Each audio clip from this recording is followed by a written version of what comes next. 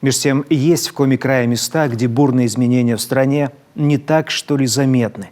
Маленькие деревни, куда зачастую нет дорог, хранят уклад жизни, который формировался веками. Не исключение деревня Захарвань под Усинском. Там до сих пор ухаживают за могилой основателя поселения, а на улицах каждый день громко играет радио. На прогулку по деревне отправился Евгений Стокос.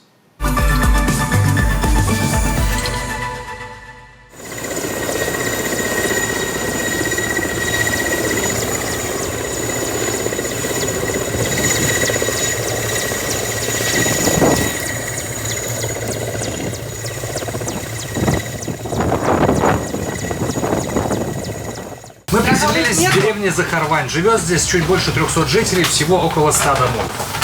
До ближайшего города Усинска всего около 80 километров напрямик. Но пока не встала вода и нет зимника, добраться до Захарвани можно только вертолетом. Местные жители очень бережно относятся к своей истории, и она у них без преувеличения насыщенная. Основана деревня Иваном Захаровичем Семяшкиным в 1889 году. От его имени и отчества на коми-манер и название Захарвань. Раньше она называлась Усть-Денисовка в честь протекающей недалеко речки, но после смерти первопоселенца получила современное название. Этот монумент поставлен, открыт был в 2016 году, 125-летию деревни Захарвань. Он приехал из Ижемского района, из деревни Вертеп, с 11-летним сыном на лямпах. Хотели узнать богатые дичью и рыбой места. Здесь же Ивана Семяшкина и похоронили. На местном кладбище за его могилой ухаживают родственники. Пользуясь случаем, Татьяна Дмитриевна наскоро записывает на кресте годы жизни своего предка. Почему-то, когда крест ставили, об этом забыли. Здесь должны побывать все, кто приезжает в Захарвань или появляется в деревне на свет. Мы сюда приходим со школьниками. Детплощадка меня приглашает, где он лежит, познакомить с учителями новые, которые приезжают, знакомятся, чтобы знали, куда они приехали. Рядом с монументом первопоселенцу еще два памятника. Первый – монумент героям Великой Отечественной. Уходило из деревни на фронт 52 человека, 21 не вернулся. Второй – памятник участникам спецоперации и местному парню Алексею Каневу, погибшему этой весной. Его поставили за свой счет родственники бойца, а остальные захарваньцы помогли. Мужчины из Захарвани исполняли интернациональный долг в Афганистане и воевали в Чечне. Про каждого из них знают и помнят. Слово Алексею Гвоздеву. Какие прогнозы у экспертов на ближайшее будущее относительно инфляции по итогам года, которая может оказаться ниже той, что прогнозировалось? В Захарвани еще с 1963 года на улице работает радио. Из всех громкоговорителей каждый день. Примерно с 8 утра и до половины 5 вечера. Неподготовленному человеку привыкнуть сложно, но местные совсем не против. Более того, в этом есть и практическая необходимость.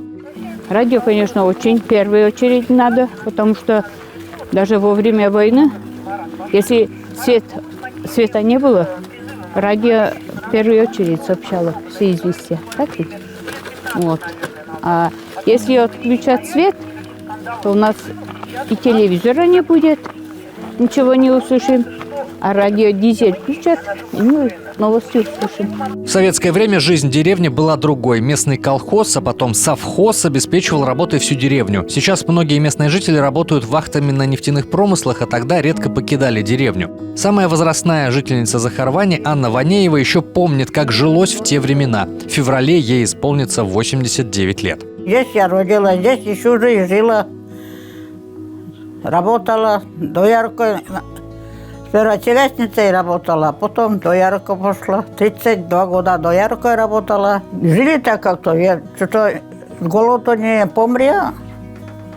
Работали, не замечали, как мы плохо или хорошо ли жили.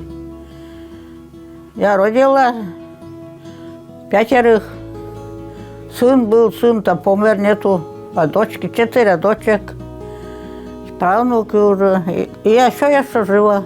Местной школе в этом октябре исполнилось 95 лет. Раньше она располагалась в другом здании. Одноэтажную школу можно увидеть на старых фотографиях, как и самых первых учеников. Это фото датируется 1932 годом. Здесь есть даже краеведческий музей. Экспонаты из разных эпох. Все жители нашли на чердаках и в старых сундуках. держали много коров в хозяйстве, делали сами масло бойко, крутили, и получалось масло. Это было приданое. Еще в Захарване проводят национальный праздник оленеводов Зарний Сюр, то есть Золотой Рог. На него съезжаются жители всех окрестных сел. Гвоздь программы – гонки на оленях упряжках и конкурс одежды. Правда, из-за пандемии в последние годы он не проводился. Потомки первых местных оленеводов говорят, что с тех пор в быту погонщиков мало что изменилось. До школы, до 7 лет я ездила в Тундру с родителями. Там дети тоже все время ездили, даже дошкольники управляли на оленях упряжках сами. Я тоже так сама управляла, на оленях. Даже сами запрягают оленей и сами ездят. Сейчас тоже дети в оленеводу также ездят. А скоро в Захарване откроется и свой собственный храм имени великомученика Георгия Победоносца. Здание воздвигнуто, но внутреннее убранство пока не завершено. Своей церкви здесь не было никогда. В советское время об этом не могло быть и речи. И сегодня захарваньцы восполняют этот пробел.